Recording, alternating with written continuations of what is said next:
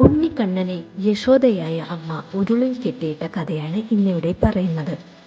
ഒരു ദിവസം തൻ്റെ ദാസികളെ എല്ലാം ഓരോ ജോലിക്കായി ഏർപ്പെടുത്തിയ ശേഷം ഒറ്റയ്ക്കിരുന്ന് തൈര് കടയുവാൻ ആരംഭിച്ചു. ആ സമയം കളിച്ചു കൊണ്ടിരുന്ന കൃഷ്ണൻ ഓടി വന്ന് അമ്മയുടെ മടിയിൽ കയറിയിരുന്ന് മുലപ്പാൽ കുടിക്കുവാൻ തുടങ്ങി. അപ്പോൾ അടുപ്പത്തിരുന്ന് തിളയ്ക്കുന്ന പാൽ പൊങ്ങിപ്പോകുന്നത് കണ്ട യശോദ കൃഷ്ണനെ ബലമായി മടിയിൽ നിന്നും ഇറക്കി അടുപ്പിൻ്റെ ചുവട്ടിലേക്ക് പോയി. മുല കുടിച്ച് തൃപ്തനാകാത്ത കണ്ണന് ദേഷ്യം സഹിക്കാതെ വന്നപ്പോൾ ഒരു അമ്മിക്കുഴവിയെടുത്ത് നിറച്ചു വെച്ചിരിക്കുന്ന തൈര് മുകളിലോട്ട് ഇട്ട് കുടം ഉടച്ചു കളഞ്ഞു. കലം പൊട്ടി തൈര് 4 വശവും പോയി. അതിൽ നിന്നും വെണ്ണയെടുത്ത് കഴിച്ചുകൊണ്ട് ഒന്നും അറിയാത്ത മട്ടിൽ ഉണ്ണിക്കണ്ണൻ മുറ്റത്ത് പോയി ഇരുന്നു. തിരികെ വന്ന യശോദ കണ്ടത് കുടം പൊട്ടി തൈര് മുഴുവൻ നിലത്ത് പോയതാണ്. ഇതു കണ്ട ദേഷ്യത്തിൽ യശോദ മുറ്റത്തേക്ക് വന്നു. അമ്മയെ കണ്ട ഉണ്ണിക്ക് കാര്യം മനസ്സിലായി. അമ്മ ദേഷ്യത്തോടെയുള്ള വരവാണെന്ന് അമ്മയുടെ കയ്യിൽ കിട്ടിയാൽ അടി കിട്ടുമെന്ന് ഉറപ്പുള്ള ഉണ്ണിക്കണ്ണൻ ഓടുവാൻ ആരംഭിച്ചു. പിന്നാലെ യശോദയും.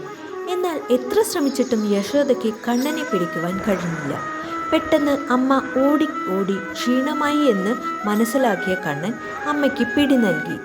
അമ്മ കണ്ണനെ 2 കൈകളും പിടിച്ച് ശാസിച്ചുകൊണ്ട് മുറ്റത്ത് കിടന്നിരുന്ന ഒരു ഉരുളിൽ ബന്ധിപ്പിക്കുവാനായി ഒരുങ്ങി. പാശത്തിന് 2 അങ്കുലം നീളം പോരാതായപ്പോൾ മറ്റൊരു പാശം കൂട്ടിക്കെട്ടി. അപ്പോഴും നീളം പോരാതായി. ഒടുവിൽ അമ്മയുടെ വിഷമം കണ്ട് കണ്ണൻ്റെ മനസ്സലിഞ്ഞു. അങ്ങനെ പാശത്തിന് നീളം കുറഞ്ഞു. തൽക്ഷണം തന്നെ യശോദ കണ്ണനെ ഉരുളിനോട് ചേർത്ത് ബന്ധിച്ചു. കുറെ നേരം ഇവിടെ കിടക്കുമ്പോൾ മര്യാദ പഠിക്കുമെന്ന് പറഞ്ഞുകൊണ്ട് യശോദ പോയി. അപ്പോൾ കണ്ണൻ ചെന്താമര നയനങ്ങൾ അങ്ങുമിങ്ങും നോക്കി ആരുമില്ലെന്നറിഞ്ഞ കണ്ണൻ ഉരുളും വലിച്ച് പതുക്കെ പതുക്കെ നടന്നു. അങ്ങനെ കണ്ണൻ ഉരുളുമായി 2 മരങ്ങൾക്കിടയിലൂടെ പോകുവാനായി ശ്രമിച്ചു. എന്നാൽ ഒരു വൃക്ഷങ്ങൾക്കിടയിൽ കുടുങ്ങി. അപ്പോൾ ദേഷ്യം വന്ന കണ്ണൻ എല്ലാ ശക്തിയും എടുത്ത് ഉരുൾ വലിച്ചപ്പോൾ ആ 2 മരങ്ങൾ കടപുഴുകി വീഴുകയും ആ വൃക്ഷങ്ങളിൽ നിന്നും 2 ദേവന്മാർ പ്രത്യക്ഷപ്പെടുകയും ചെയ്തു. അവർ 2 പേരും കുബേരന്റെ പുത്രന്മാരായ നളകൂബരനും മണിഗ്രീവനുമായിരുന്നു. ഒരിക്കൽ അവർ മദ്യപാനം ചെയ്ത് മതോന്മത്തരായി കുറെ സുന്ദരികളുമായി ഒരുമിച്ച് ഗംഗയുടെ തീരത്തിന്റെ വനത്തിൽ നിന്ന് നഗ്നരായി പലവിധ രതിലീലകളാടി ആനന്ദിച്ചു കൊണ്ടിരിക്കുകയായിരുന്നു.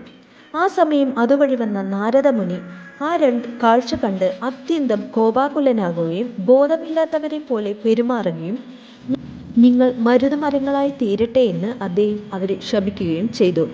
മുനിശാപം ഏറ്റതോടുകൂടി അവർ ശാപമോക്ഷത്തിനു വേണ്ടി പ്രാർത്ഥിച്ചു. ദ്വാപരയുഗത്തിന്റെ അന്ത്യകാലഘട്ടത്തിനോടുകൂടി ഭഗവാൻ ശ്രീകൃഷ്ണൻ നാമധേയത്തിൽ അമ്പാടിയിൽ വളർന്നു. അന്ന് ശിശുരൂപത്തിൽ ഭഗവാൻ നിങ്ങൾക്ക് ശാപമോക്ഷം അരുളുമെന്ന് പറഞ്ഞ് അനുഗ്രഹിക്കുകയും ചെയ്തു. ഈ വീഡിയോ നിങ്ങൾക്ക് ഇഷ്ടപ്പെട്ടാൽ ലൈക്ക്, കമൻറ്റ്, ഷെയർ, കൂടെ സബ്സ്ക്രൈബും ചെയ്ത് എന്നെ സപ്പോർട്ട് ചെയ്യണേ.